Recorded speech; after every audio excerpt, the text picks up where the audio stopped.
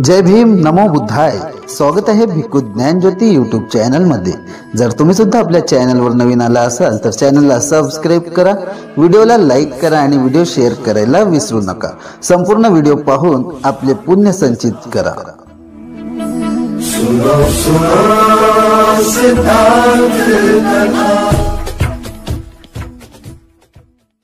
तोनं दुःखं अन्वेति चक्रं व्यवहृतो पदं मनोबंगमधम्मा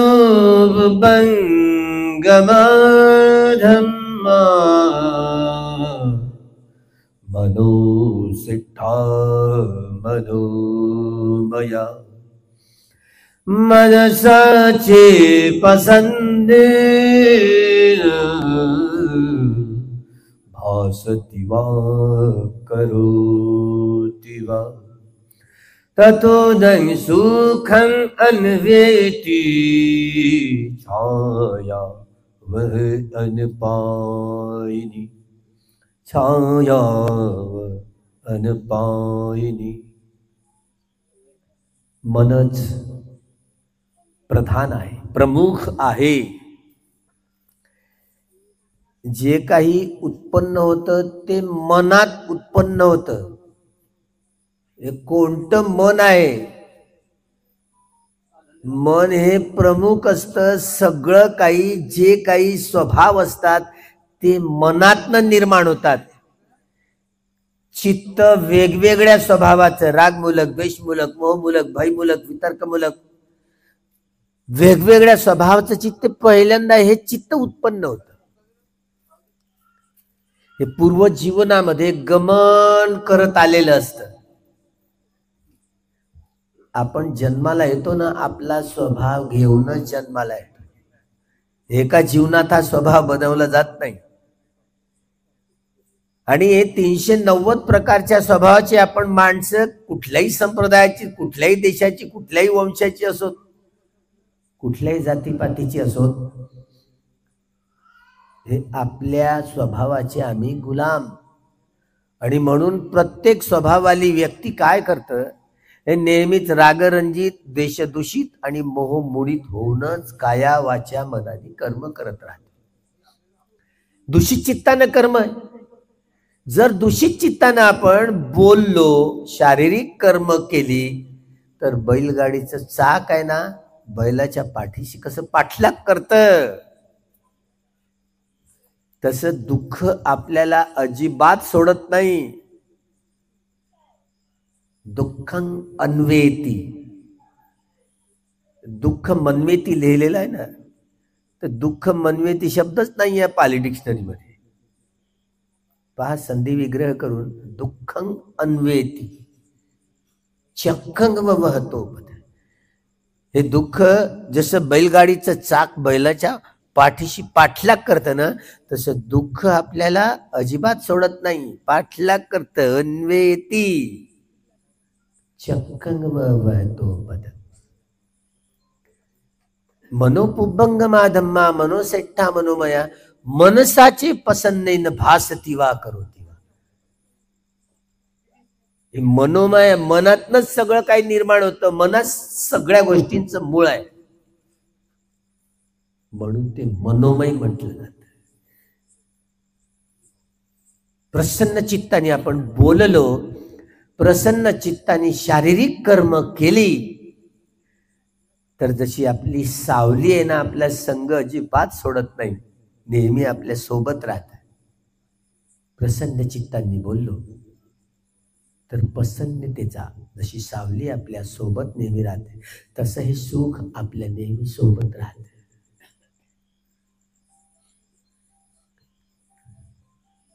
ही उदाहरणं भगवंतांनी दिली समजण्यासाठी. काय करतं मन? भगवंतांनी बोधी प्राप्त केली.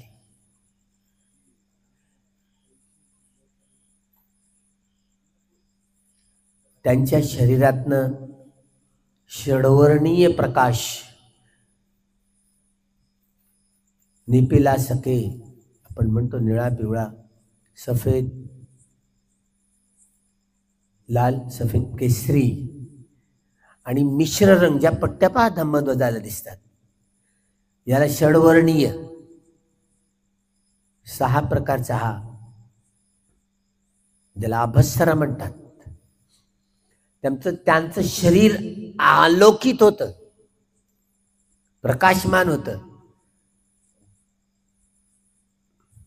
भगवंतांनी या अमावस्येला जो 7वा सप्ताह 2 इसवी सन पूर्व 528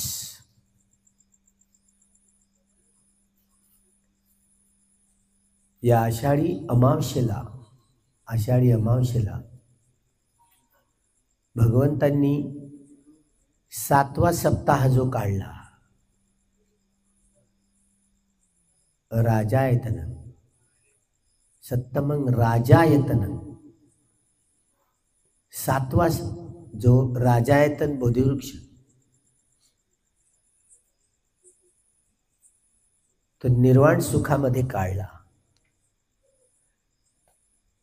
ज्यामध्ये हे निर्वाण सुख प्राप्त करून जो अनुभव घेतला सम्यक संबोधी ज्ञानाचा, निर्वाणामध्ये 7 दिवस रमण केल्यानंतर ज्या दिवशीची ही अमावस्या होती 7व्या सप्ताहात, ती ही आषाढी अमावस्या. ज्या अमावस्येला तथागत असा विचार केला की एवढं मोठं कठीण हा सद्धम्म कुणाला समजेल, जाऊन दे, आपल्याला काय करायचंय, कोण समजेल. तेव्हा ब्रह्मलोकांचे राजा महाब्रह्मा, सहंपती ब्रह्मा, बुद्ध आणि त्यांचा धम्म या ग्रंथामध्ये लिहिलेलं आहे. सहंपती ब्रह्मा, हे सहंपती ब्रह्मा अंतर्धान होऊन बोधगयेला पहा येतात या अमावस्येला येतात आणि 3दा प्रदक्षिणा घालतात बुद्धांना. प्रदक्षिणा घालून वंदन करून भगवंतांना म्हणतात, भगवंता आपण असा नकारार्थी विचार करू नका, हे देवता लोक आणि मनुष्य लोक दुःखी आहेत.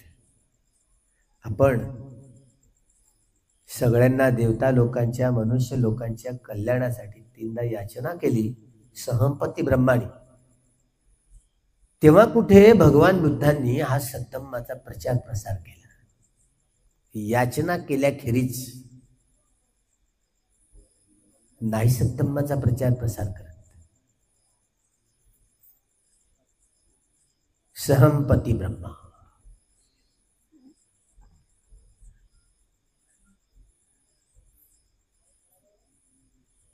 ब्रह्मायू नावाचा ब्राह्मण, ज्या ब्राह्मणांनी साधुकार दिला आणि सहंपती ब्रह्माचा हे 10,000 चक्रवालामध्ये 10,000 सूर्यमालामध्ये गुंज आवाज उठला. सलगपणे त्या ब्रह्मायू ब्राह्मणाने नमो तस्स भगवतो अरहतो सम्मा संबुद्धस्स असं म्हटलेलं आहे.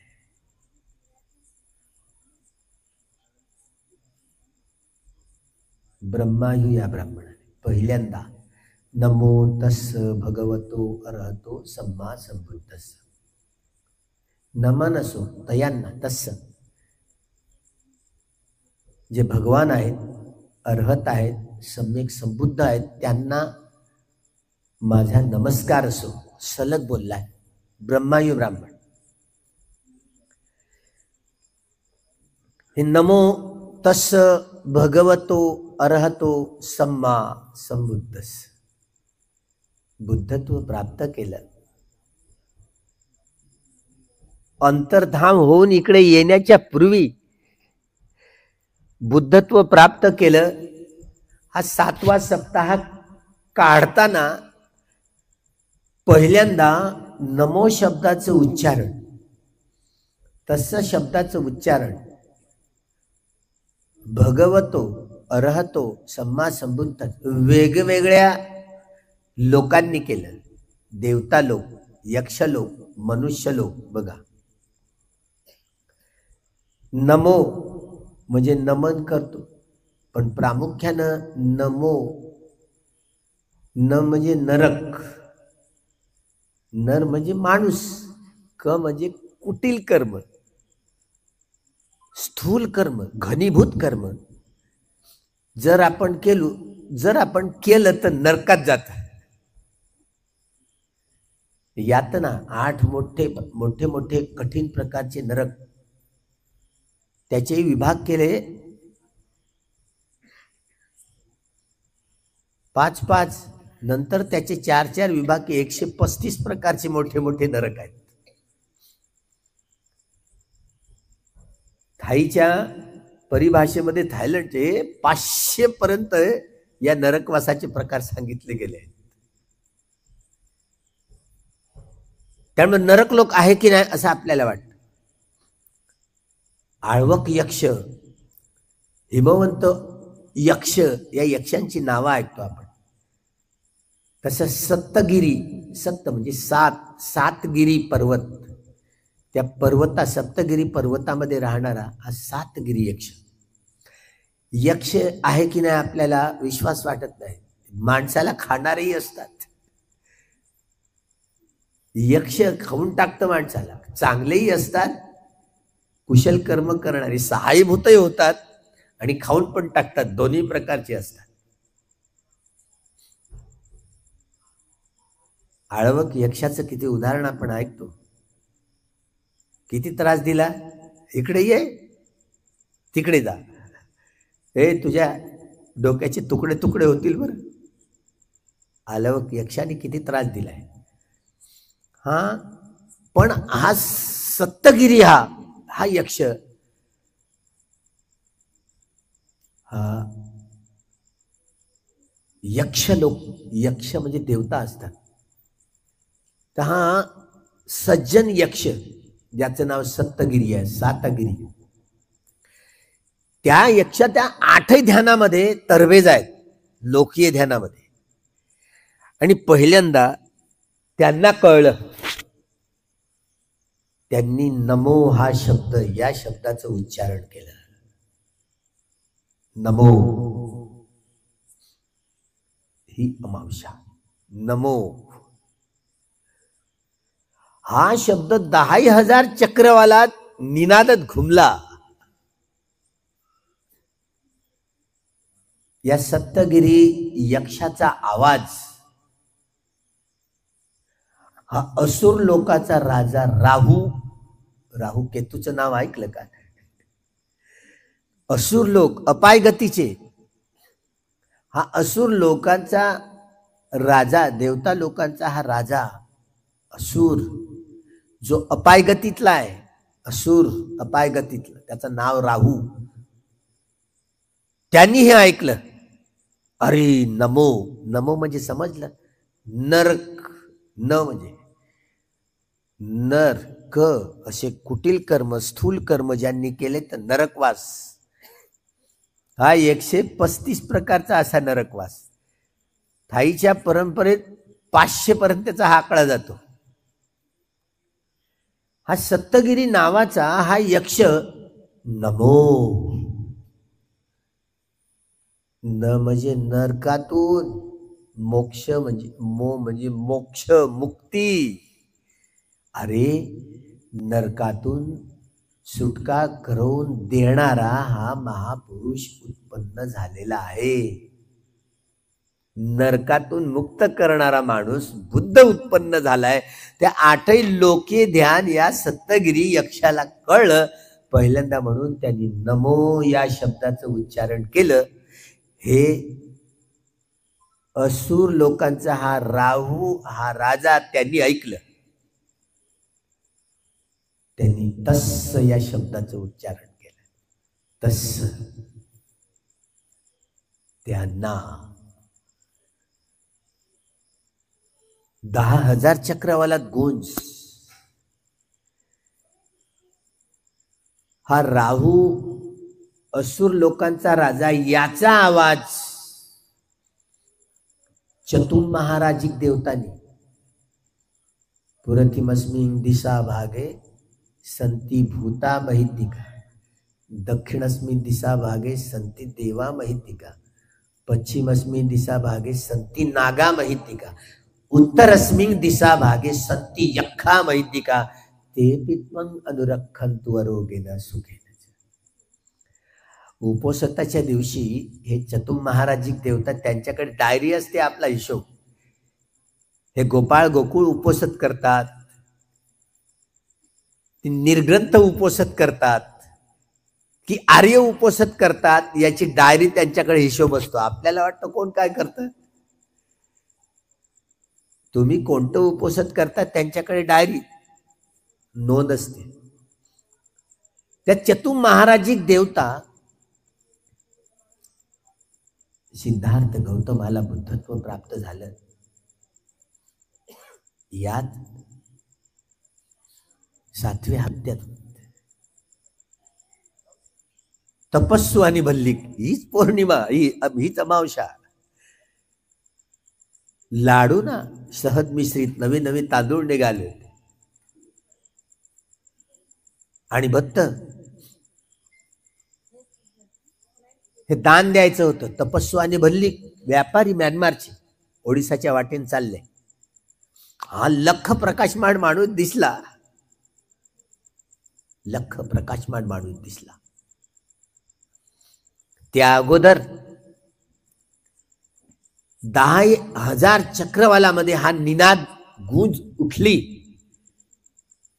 तस या शब्दाचं उच्चारण असुर लोकांचा राजा राहू यांनी उच्चारण केल्यावर हे चतुम महाराजिक देवता, चारही दिशेने आलेले हे देवता भगवतो भाग्यवान. कसा भाग्यवान? हे एकट्याच जन्मले नाही. चक्रवर्ती सम्राट होते तर 7 रत्न घेऊन जन्माला आले. भाग्यवान आहे. भगवतो भग्ग रागो भग्ग दोषो भग्ग मोहो इति भगवा, यांनी राग द्वेष भवा सवा उच्चती इति भगवा, यांनी राग द्वेष मोहाच्या साऱ्या कड्या भग्न भग्न केलेल्या आहेत. सगळ्या भव कामाश्रव भवाश्रव दृष्ट्याश्रव अविचाश्रव सगळ्या आश्रवांचा क्षय केलाय. त्यांना भगवान असं भाग्यवान. सिद्धार्थ गौतम जन्माला आले ना, एकाच वेळेला हे 7 लोक घेऊन, 7 लोक घेऊन. तो घोडा कंटक, सारथी, अनुरुद्ध, आनंद, काळुदाई, बोधिवृक्ष आणि यशोधरा, हे यांचा जन्म याच दिवशी वैशाख पौर्णिमेला. हे जन्म भाग्यवान आहे. 30ही पारमितांचा डोंगर करताना एकाच बुद्धांच्या कालखंडातली गोष्ट नाही. जेवढे जेवढे बुद्ध उत्पन्न होतात असे हे 7 जण वैशाख पौर्णिमेला जन्मग्रहण करतात. सभे बुद्धा समसमा, भाग्यवान आहे. भगवतो भग्ग रागो भग्ग दोषो भग्ग मोहो इति भगवा भवासवा उच्चते इति भगवा, ज्यांनी राग द्वेष मोहाच्या साऱ्या कड्या भग्न भग्न केलेल्या आहेत ते भगवान आहेत. भगवतो हा शब्द 10,000 चक्रवालामध्ये याची गूंज उठली, निनाद उठला. हे कोणी ऐकलं? देविंद सक्क. हा देवेंद्र नाही, फडणवीस नाही, तर तुम्ही त्याला सांगता. देविंद पहा, देव इंद म्हणजे राजा, देवतांचा राजा. देविंद पाली भाषेत, मराठी हिंदी मध्ये मग पुढे देवेंद्र झाले. देवतांचा राजा. महामंगलसूत्राचं जो मध्यरात्रीला येऊन जेतवनामध्ये 38 मंगल धर्म तथागतांनी कथन केलं ती हीच देवता आहे. एवं मे सुतंग एकं समयं भगवा सावत्यं विहरती जेतवरी अनाथ पिंडिक सहारा में अतको अयंतरा देवता भगवंत. अभिकंतायर्थी अभिकंतवन्ना केवल कप्पं चेतवंगोभा सेत्वा येन भगवा तेन उपसंकमित्वा भगवंतं अभिवादेत्वा एकमंतं अट्ठासी एकमंतं ठिता खोसा देवता भगवंतं गाथाय जबासी. हा देविंद सक्क ज्यांना 38 मंगल धर्म तथागतांनी सांगितला, ते उपासक उपासिका असो, देवता असो, भगवंताचा हा धम्म आहे, उपदेश आहे, सगळ्यांसाठी लागू व्हायचा. हा देविंद सक्कनी आवाज ऐकला, भगवतो. अरे बुद्ध तर झाले आहेत, पण अर्हत्व प्राप्त केलं. अर्हतो हा 10,000 लोक चक्रवालामध्ये हा आवाज गूंज उठली, निनाद उठला आणि देविंद सक्क म्हणाला. हा आवाज ऐकून चतुम महाराजिक देवतांचा अर्हतो जीवनमुक्त झाले. कामचंद व्यापात थिन्मी दौदत्त कौकृत्य विचिकित्सा सक्का दिट्ठी सिलवत परामर्श रूपराग अरूपराग मान आणि अविच्छा ह्या 10 मारबंधन तोडून, 10 सद्गुणांना धारण करून 10 मारबंधन तोडून ते मुक्त झालेले आहेत, जीवन मुक्त झालेत. नत्ती धानी पुनर्भवती अयं अंतिमा जाती. हा अंतिम जन्म आहे, पुन्हा माझा परत जन्म होणार नाही. नत्ती धानी पुनर्भवती हा अंतिम जन्म आहे. तथागतांनी हे जे हेरलं, अर्हत्व प्राप्त झाले. अर्हत या शब्दाचं, अर्हतो या शब्दाचं उच्चारण देविंद सक्क, चक्र म्हणतो आपण, सक्क पाली शब्द आहे, त्यांनी उच्चारण केलं. त्यांनी उच्चारण केलं. हा याच अमावस्येचा हा क्षण सहंपती ब्रह्मा, ब्रह्मलोक महाब्रह्मा, भगवंतांच्या मनात असा विचार आला, ते उतरले नाही. नाही, भगवंत उत्पन्न झालेत, बुद्ध उत्पन्न झालेत, पण ते केवळ बुद्ध नाही, सम्यक संबुद्ध आहेत. 4 असंख्य 1 लाख कल्प एवढ्या जीवनात 30ही पारमितांचा डोंगर करून ते सम्यक संबुद्ध झाले आहेत. आणि त्यांनी उच्चारण, हा देवेंद्र सक्र, हा देवता लोकांचा राजा, यांचं हे भाष्य, हे कथन, हे निनादलं 10,000 चक्रवालांमध्ये हे महाब्रह्मा सहंपती ब्रह्माला माहिती झालं. त्यांनी सम्मा संपृक्त असं उच्चारण केलं. जेव्हा ते उतरले 7व्या सप्ताहात, हा शेवटचा क्षण, तेव्हा पहिल्यांदा ब्रह्मायू ब्राह्मणाने सलग नमो तस्स हा आवाज हे 5ही जणांचे असे आवाज ऐकून सलगपणे या ब्रह्मायू ब्राह्मणाने नमो तस्स भगवतो अर्हतो सम्मा संबुद्धस्स असं म्हटलेलं आहे.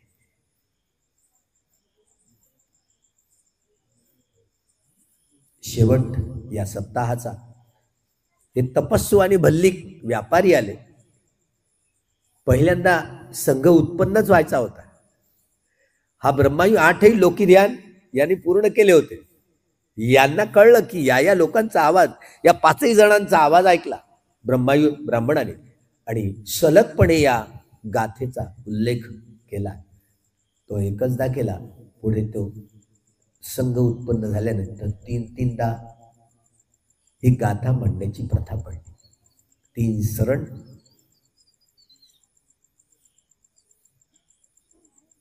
शील,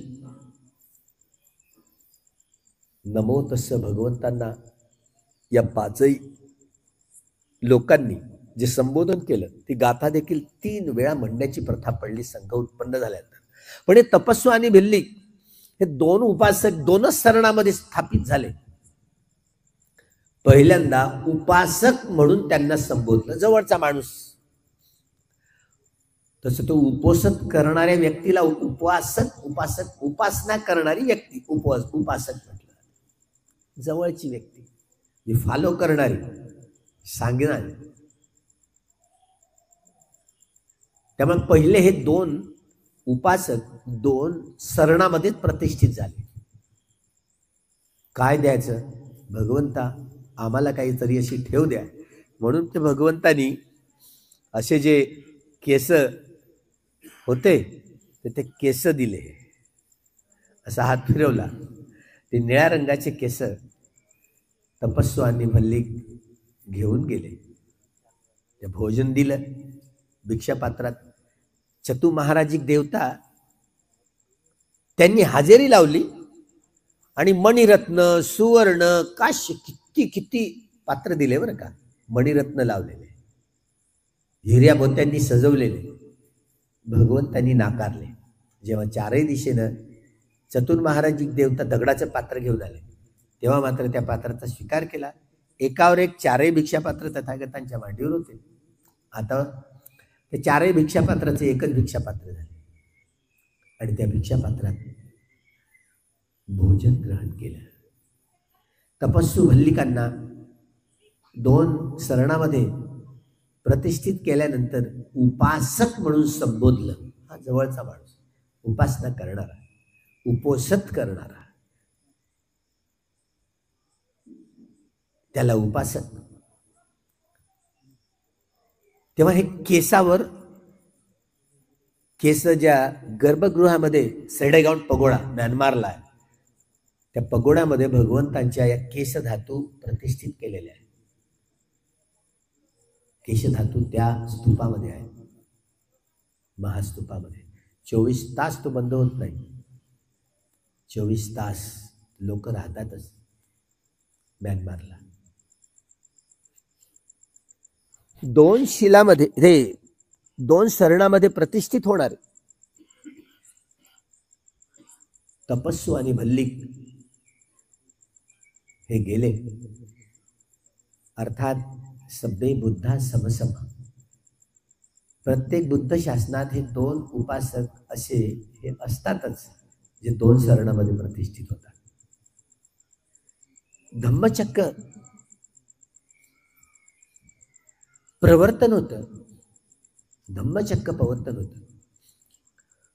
पण ज्या दिवशी दीक्षा होते, तो दीक्षेचा दिवस तपस्वी भल्लिकांचा, हा हीच आषाढी अमावस्या असते. हे महत्व, या अमावस्येचं महत्व आहे. भिक्षू आनंद, ज्याला अत्त दीप भव स्वयं प्रकाशित व्हा, ते आनंदाच्या मनात असं येतं, भगवंता काय काय तुम्ही राखून ठेवलं काय? नाही नाही आनंदा, मी असं काही राखून नाही ठेवलं, सगळंच सांगितलेलं आहे. त्याशिवाय तुम्ही महापरिनिर्वाण करणार नाही. त्यामुळे भगवंतांनी हा उपदेश देताना हा अत्त दीपभव, स्वतःचा दीप स्वतः बना, दुसऱ्यावर विसंबून राहू नका, संघाने माझ्यावर विसंबून राहता कामा नये. हे जरी मी स्वयं गुरु असलो, सद्धम्म धारण करून धम्मामध्ये प्रतिष्ठित कसं व्हायचं हे जरी मला माहिती असलं, तर मी सगळंच काय सांगून टाकलं. असं जे अनाकलीने अव्याकृत, तेही अव्याकृत का आहे त्याची कारण मीमांसा केली. सांगूनही लाभ नाहीये. अशा रीतीने मी साराच उलगडा केलेला आहे, काही लपवून ठेवलेलं नाही. आणि म्हणून याच अमावस्येच्या दिवशी भिक्षू आनंदाला जो उपदेश कथन केला, 500 इसवी सन पूर्व 528 या आषाढी अमावस्येच्या दिवशी हा उपदेश कथन केला. आषाढी अमावस्येचं हा महत्वाचा पाठ, महत्वाचा भाग, जे जीवन, मनुष्य जीवन जे फलदायी होते, लाभदायी होतं. देवता लोक 3 सरणांमध्येच ही परिपक्वता, त्यांची वृद्धी, परिपक्वता त्यांची वाढीस राहते, वाढीस लागते. त्यामुळं या 3 सरणाच्या आधारावरच ते प्रतिष्ठित होत असतात. त्यामुळं हे 10,000 चक्रवालामध्ये ही एवढी मोठी गुंज. ज्या अमावस्येच्या दिवशी हे घडलं तर ही अमावस्या म्हणजे ही आषाढी अमावस्या होईल. आपण या अमावस्येच्या या रात्री आपण ज्या घटनांचं, त्यांच्या तथागतांच्या जीवनात ज्या घटनांचं संकलन झालं, त्या घटनांमध्ये ज्या नरकातून सुटका करून अरे असे बुद्ध झाले, तसं असे बुद्ध झाले. भगवतो अरहतो सम्मा संबुद्धस्स सम्यक संबुद्ध. बोधी प्राप्त केली. बोधी ही मिथ्या नाही, ती संबोधी आहे. म्हणून संबोधी ज्ञान. महाकारुणिको नातो हिताय सब पाणीन पुरेत्वा पारमी सब्बा पत्तो संबोधी उत्तम. हे उत्तम प्रकारची 30 पारमितांचा डोंगर रचून त्यांनी संबोधी ज्ञान प्राप्त केलं, उत्तम प्रकारचं. हे संबोधी ज्ञान हे जगातील सर्वश्रेष्ठतम ज्ञान असतं, ज्या ज्ञानाच्या आधारावरच हा सद्धम्म धारण करून मुक्त होता येतं. हे सम्यक संबुद्ध, ते स्वयंगुरु आहेत. असा एकही विषय राहिला नाही की ज्या विषयाची त्यांना ओळख नाही. भूतकाळ, वर्तमान काळ आणि भविष्यकाळ, तीनही कालखंडाची परिपूर्ण जाणकारी, म्हणून त्यांना सम्यक संबुद्ध आहे असं उच्चारण महाब्रह्माणी सहमपती ब्रह्माणी केलेले. त्यामुळं हे वर्णन 10,000 चक्रवालामध्ये याची जी गुण, त्याचा जो आलोक उठला, ज्यामुळं या अमावस्येचं हे महत्व प्रफुल्लित असं आलोकित आहे.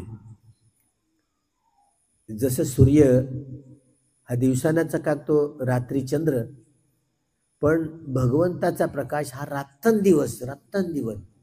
रात्रंदिवस असतो. त्यामुळं हा आलोको उदपादी भगवंतांचा नेहमी जो प्रकाश असतो, आलोक असतो.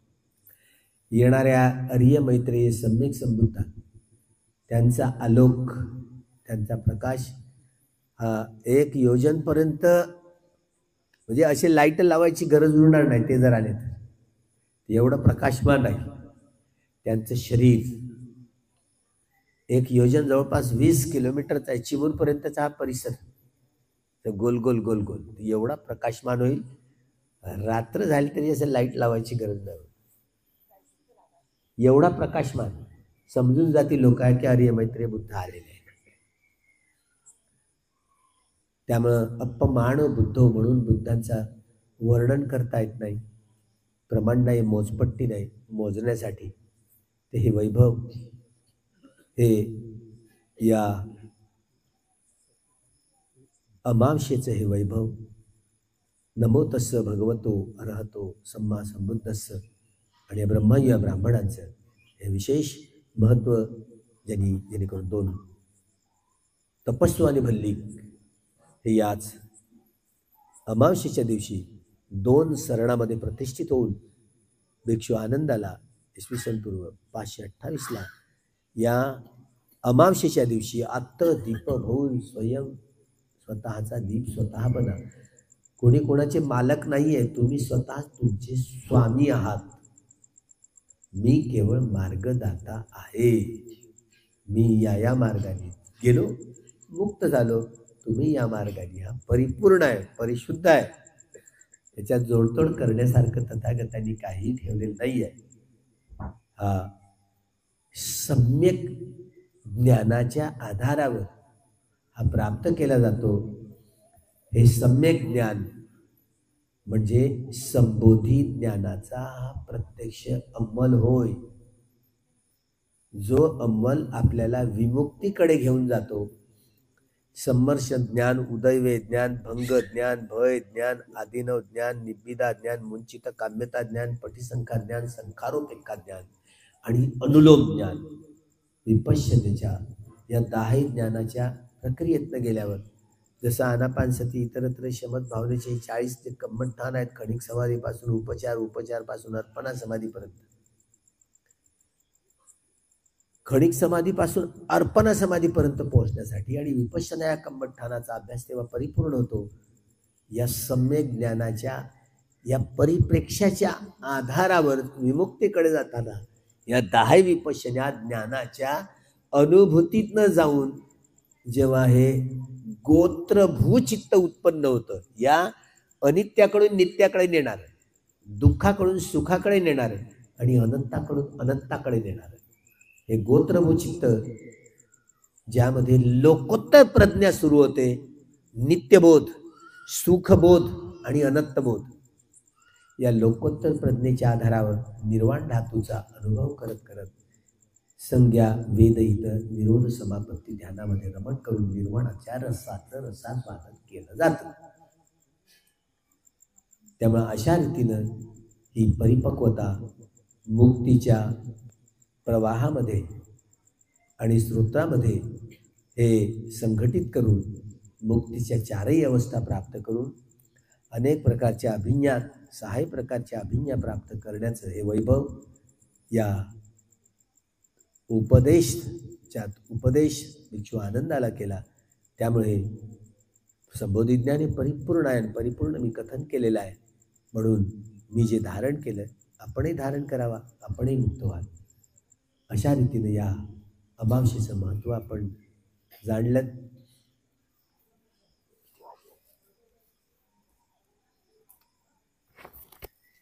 दहा मिनिटाची सुट्टी घेऊन आपण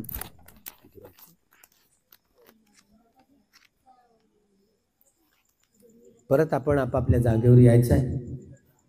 खूप मंगलो भवतु सर्वमंगलम, भवतु सर्वमंगलम, भवतु सर्वमंगलम.